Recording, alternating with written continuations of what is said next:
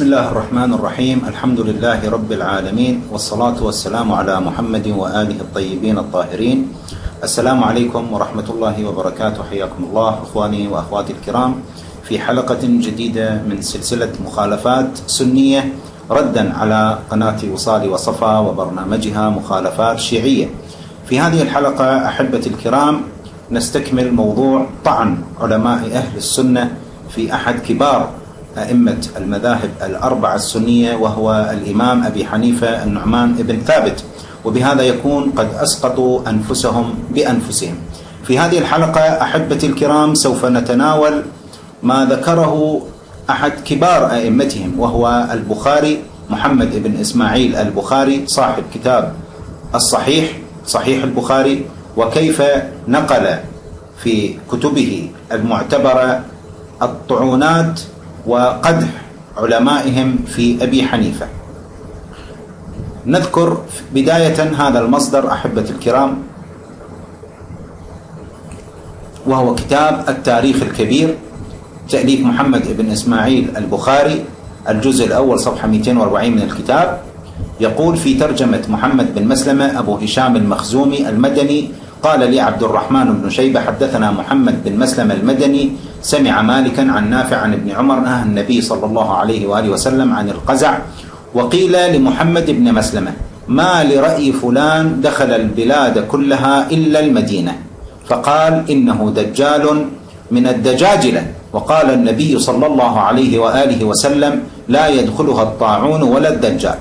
أحبتي الكرام هنا دلسوا باسم أبي حنيفة وكنوا عنه بفلان حتى لا ينفضح هذا الرجل عندهم وما قالوه علماؤهم فيه، فهنا ذكروا فلان. ولكن لكي نطلعكم على هذه الحقيقة نرجع إلى مصدر آخر، وهو كتاب تاريخ الخطيب البغدادي، تاريخ بغداد وذيوله، تأليف أبو بكر أحمد بن علي بن ثابت الخطيب البغدادي، وفاته 463 للهجرة، الناشر دار الكتب العلمية بيروت، تحقيق مصطفى عبد القادر عطا، الطبعة الأولى، الجزء الثالث عشر صفحة 396 من هذا الكتاب من تاريخ بغداد.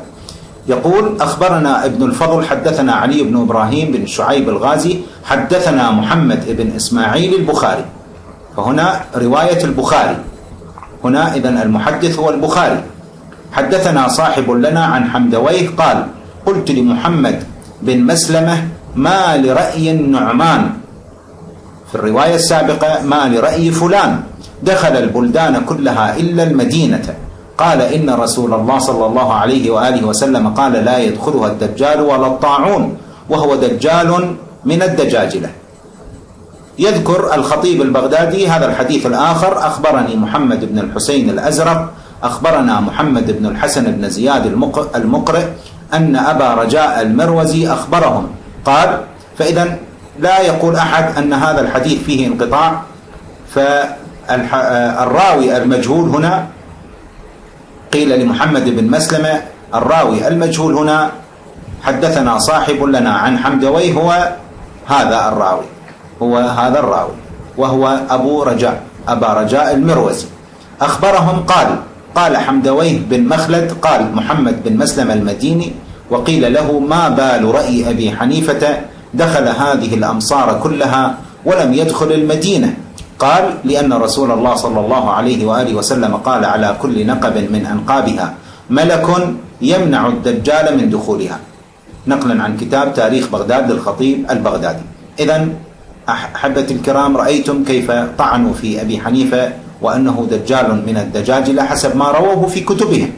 ولا يقول أحد أن الحديث فيه انقطاع أو راو مجهول، فإن الخطيب البغدادي قد ذكر من هو هذا الراوي، وهو أبو رجاء المروزي، نقله عن حمدويه، فلا يقول أحد أنه هنا حدثنا صاحب لنا هو أبو رجاء المروزي. هذه الوثيقة التي قدمناها لكم الأولى.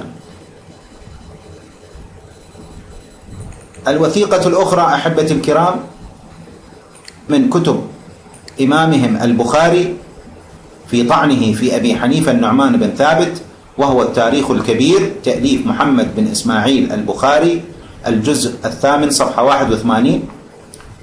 يترجم لأبي حنيفة النعمان بن ثابت أبو حنيفة الكوفي مولى لبني تيم الله بن ثعلبة، روى عنه عباد بن العوام وابن المبارك وهشيم ووكيع ومسلم بن خالد وأبو معاوية والمقرئ.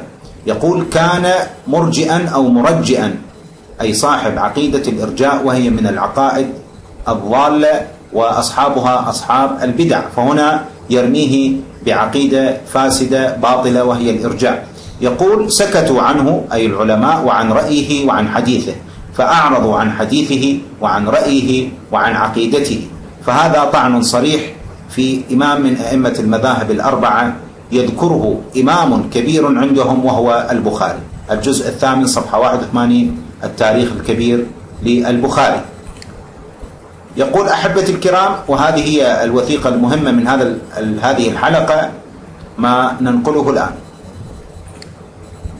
انظروا أحبتي الكرام، هذا أيضا كتاب الضعفاء، فذكر البخاري أبا حنيفة النعمان بن ثابت، ذكره ضمن الضعفاء في كتابه الضعفاء. قال: النعمان بن ثابت أبو حنيفة الكوفي مات سنة 50 و100. حدثنا نعيم بن حماد حدثنا يحيى بن سعيد ومعاذ بن معاذ سمعنا الثوري يقول: استتيب أبو حنيفة من الكفر مرتين. استتيب أبو حنيفة من الكفر مرتين. ثم يذكر البخاري حديث آخر في كتابه الضعفاء: حدثنا نعيم وهو نعيم بن حماد وهو شيخ البخاري، حدثنا الفزاري قال: كنت عند الثوري وهو سفيان الثوري، فنعي أبو حنيفة عندما توفي، فقال الثوري: الحمد لله، وسجد. قال: كان ينقض الإسلام أي أبا حنيفة عروة عروة. وقال يعني الثوري: ما ولد في الإسلام مولود أشأم منه. كتاب الضعفاء تأليف البخاري، الطبعة الأولى 2005 ميلادي 1426 للهجرة. رقم الترجمة 388. إذن أحبتي الكرام، يقول هنا سفيان الثوري أن أبا حنيفة كان ينقض الإسلام عروة عروة، وما ولد في الإسلام مولود أشأم منه. من هو سفيان الثوري الذي طعن في أبي حنيفة؟ ننظر ترجمته من كتاب سير أعلام النبلاء للحافظ الذهبي، الجزء السابع صفحة 229-230. سفيان بن سعيد بن مسروق الثوري وضع عليه لفظ عين، أي احتج بروايته، وروى عنه أصحاب الكتب الستة ومنها البخاري ومسلم. ابن حبيب بن رافع إلى أن يذكر سنده. نذكر هنا موضع الشاهد. يقول: هو شيخ الإسلام سفيان الثوري، إمام الحفاظ، سيد العلماء العاملين في زمانه، أبو عبد الله الثوري الكوفي المجتهد، مصنف كتاب الجامع، الجزء السابع صفحة 229-230 من سير أعلام النبلاء للذهبي. إذن سفيان الثوري الذي هو إمام الحفاظ وشيخ الإسلام يقول عن إمام أهل السنة أبو حنيفة عندما نعي قال: الحمد لله، وسجد. وقال: كان ينقض الإسلام عروة عروة. وقال: ما ولد في الإسلام مولود أشأم منه. أحبتي الكرام، البخاري يروي هذا الحديث عن شيخه وهو نعيم بن حماد، وهو ثقة، وقد وثقه كبار علمائهم، ومن ضمنهم ابن تيمية شيخ إسلامهم ابن تيمية في كتابه الفتاوى الكبرى لابن تيمية، الدار الكتب العلمية، ناشر، الطبعة الأولى، عدد الأجزاء 6، في الجزء السادس صفحة 143 من الفتاوى الكبرى لابن تيمية، يقول عن نعيم بن حماد، وهذا الحديث مشهور عن نعيم بن حماد المروزي وهو ثقة إمام، الجزء السادس صفحة 143. إذن هو إمام ثقة عند شيخ إسلامهم ابن تيمية. وهذا أيضا أحد أئمتهم وأعلامهم، وهو ابن القيم الجوزية، متوفى 751 للهجرة، في كتابه إعلام الموقعين عن رب العالمين الجزء الأول صفحة 190 يقول عن نعيم بن حماد يقول: ونعيم بن حماد إمام جليل وكان سيفا على الجهمية، روى عنه البخاري في صحيحه، فهو إذن ثقة كما يصرح به ابن القيم الجوزية. وأيضا أحبتي الكرام يقول عنه الذهبي في سير أعلام النبلاء: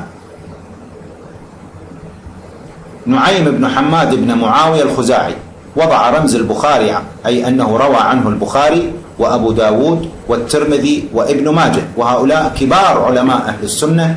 ابن الحارث بن همام بن سلمة بن مالك يقول عن نعيم بن حماد: الإمام العلامة الحافظ أبو عبد الله الخزاعي المروزي الفرضي الأعور صاحب التصانيف، الجزء العاشر صفحة 595 من سير أعلام النبلاء. إذن أحبتي الكرام، رأينا توثيق الرواة الذين نقلوا هذا الكلام، والذي نقله عنه إمامهم البخاري صاحب كتاب صحيح البخاري، وكيف أنهم قالوا عنه أنه ما ولد في الإسلام مولود أشأم من أبي حنيفة، وأنه نقض الإسلام عروة عروة، وكيف طعن فيه إمامهم وعالمهم سفيان الثوري الذي وصفه الذهبي بأنه شيخ الإسلام، بأنه عندما نعي أبو حنيفة سجد لله شكرا وقال: الحمد لله لقد كان ينقض الإسلام عروة عروة. وإلى هنا أحبتي الكرام نأتي إلى نهاية هذه الحلقة، وإلى حلقة جديدة. أستودعكم الله، والسلام عليكم ورحمة الله وبركاته.